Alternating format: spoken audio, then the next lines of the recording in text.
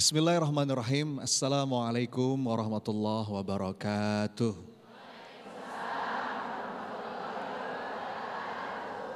Alhamdulillah, Allahumma salli wa sallim wa barik ala Muhammad wa ala alihi wa ashabihi ajmain.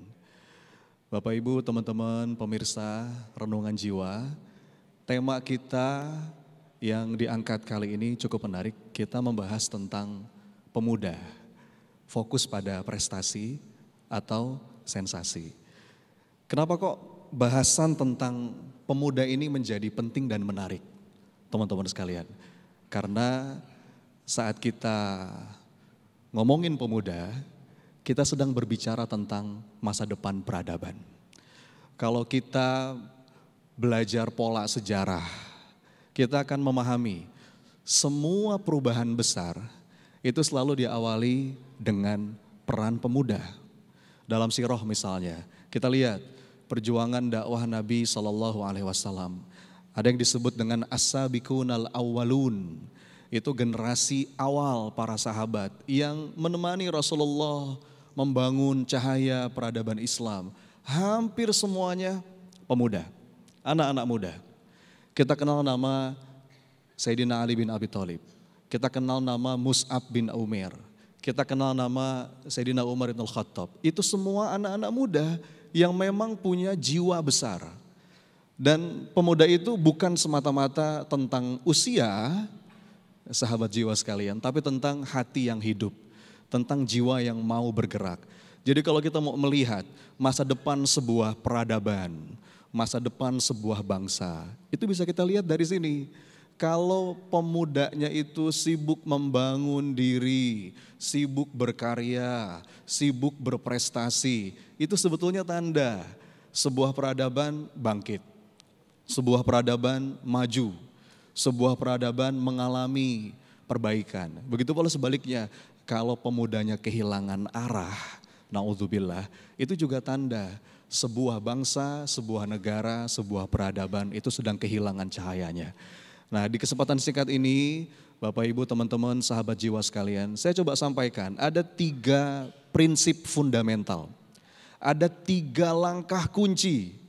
Kalau kita nih, mungkin yang menyimak tayangan ini ada yang teman-teman pemuda atau ibu-ibu orang tua yang sedang mengantarkan anaknya, perhatikan 3 ini. Ini 3 langkah kunci.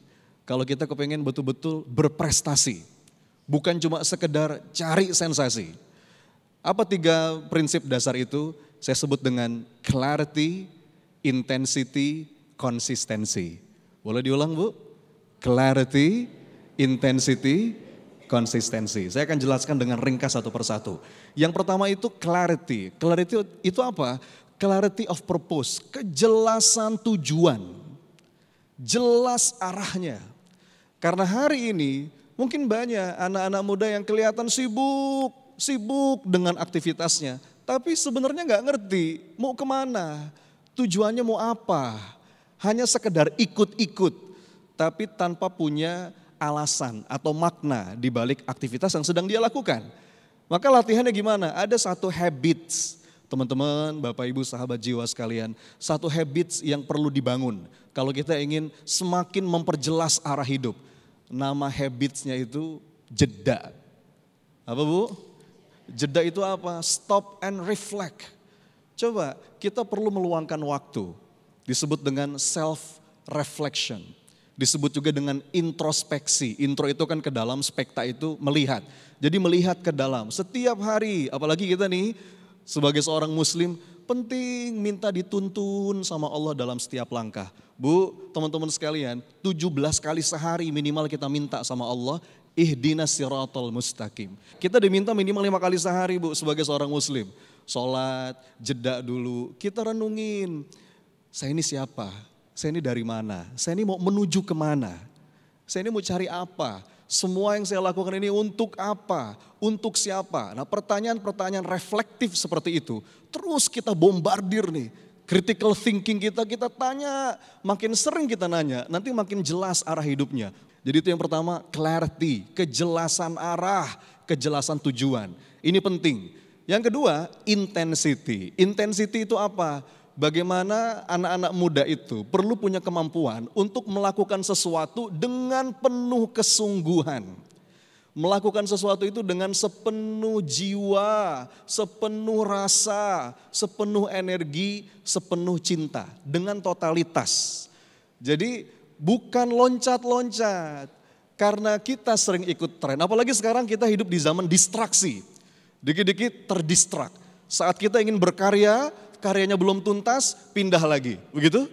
Ngerjain sesuatu belum tuntas, pindah lagi. Nah itu namanya nggak pakai intensity. Padahal Quran itu mengajarkan sebuah kaidah yang sangat penting, teman-teman sahabat jiwa sekalian. Kita semua hafal ayatnya.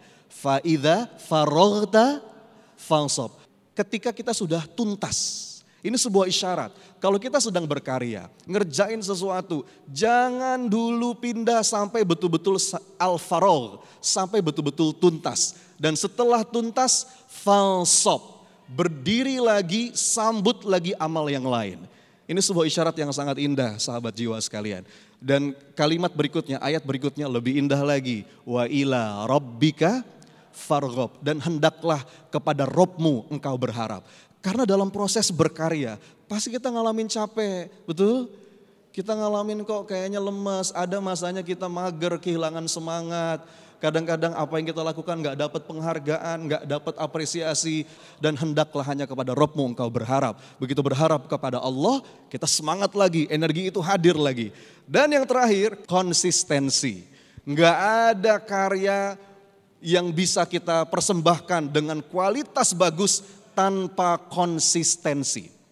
Itulah kenapa kata Nabi SAW dalam sebuah hadis yang sangat populer, di antara amalan yang paling dicintai Allah itu adalah amalan yang dawam, meskipun sedikit.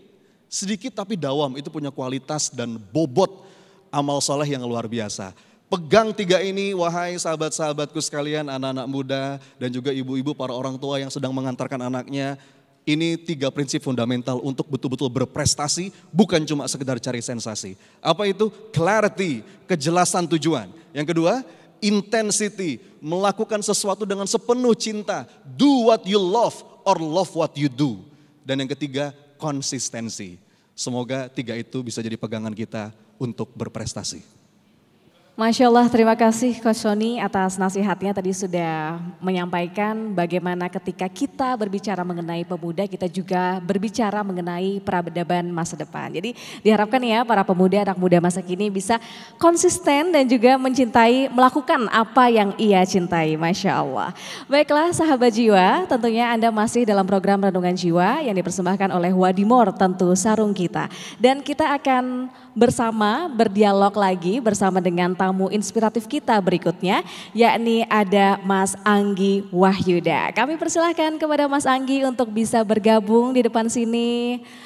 Halo Mas, Assalamualaikum Mas Anggi. Waalaikumsalam. Bagaimana kabarnya Mas Anggi? Alhamdulillah baik, terima kasih udah diundang di sini. Baik, luar biasa ya. Ini kalau ada pemirsa yang melihat Mas Anggi mungkin ada yang sudah familiar ya. Karena Mas Anggi ini merupakan konten kreator, komika dan juga seseorang yang memiliki hobi naik gunung. Betul nggak Mas? Benar. Benar ya? Benar. Oke, gunung terakhir atau mungkin gunung tertinggi deh yang pernah Mas Anggi daki ini gunung apa? Kalau gunung terakhir itu kemarin di Juni kemarin baru balik dari Nepal, itu dari gunung Everest Base Camp. Gunung Everest? Everest Base Camp. Masya Allah, dan maaf Mas kalau boleh konfirmasi, berarti Mas Anggi ini mendaki dengan mengandalkan tongkat ya Mas ya, betul ya? Benar. Dan satu kaki saja ya? Iya seperti ini. Luar biasa sekali, mungkin boleh kasih tepuk tangannya? Wow luar biasa, memang dari dulu suka mendaki atau gimana nih Mas? Enggak, jadi dulu tuh dari usia 9 tahun basic saya emang udah atlet balap sepeda. Terus di usia 15 tahun tuh saya kecelakaan dan akhirnya diamputasi. Baru 2020 itu masa Covid, itu saya bingung gak tahu ada kegiatan apa. Akhirnya saya fokus ngonten dan naik gunung. Masya Allah, tentunya banyak sekali yang ingin saya tanyakan kepada Mas Anggi. Boleh. Namun ditahan dulu ya Mas ya, cerita-ceritanya kita akan kembali usai jeda pariwara berikut ini. Sahabat jiwa tetap di Renungan Jiwa. Saya tuh punya impian, Sebelum saya nikah tuh saya pengen orang-orang melihat saya tuh udah bukan dari kekurangan saya lagi Mbak. Masya Allah. Dan cara paling gampang melihat, menjelaskan ke orang Indonesia kita bilang ya. Karena orang Indonesia tuh memang mentalnya ngebully semua. Dan Masya Allah. susah lah untuk kita jelasin dengan kata-kata, makanya saya pilih naik gunung itu karena biar lebih gampang ngebuktikan ke mereka bahwasannya ya walaupun saya sebagai disabilitas, saya juga mampu dan saya bisa lakukan apa yang kalian lakukan. Yang saya pengen tekankan adalah kita tuh nggak bisa nebak nasib orang, besok aja itu bisa berubah. Jadi ketika orang ngeremehkan saya kayak bilang, ya nggak apa-apa, mungkin saat ini saya memang pantas untuk diremehkan. Tapi untuk kedepannya kok nggak bakal bisa ngeremehkan aku lagi. Itu pertanyaannya sama kayak orang-orang ketika ketemu saya, nyangka nggak udah di tahap ini? Dan nyangka nggak sekarang udah bisa naik gunung ini dan sekarang udah dapat pekerjaan seperti ini gitu. Dan saya tuh selalu jawab nyangka.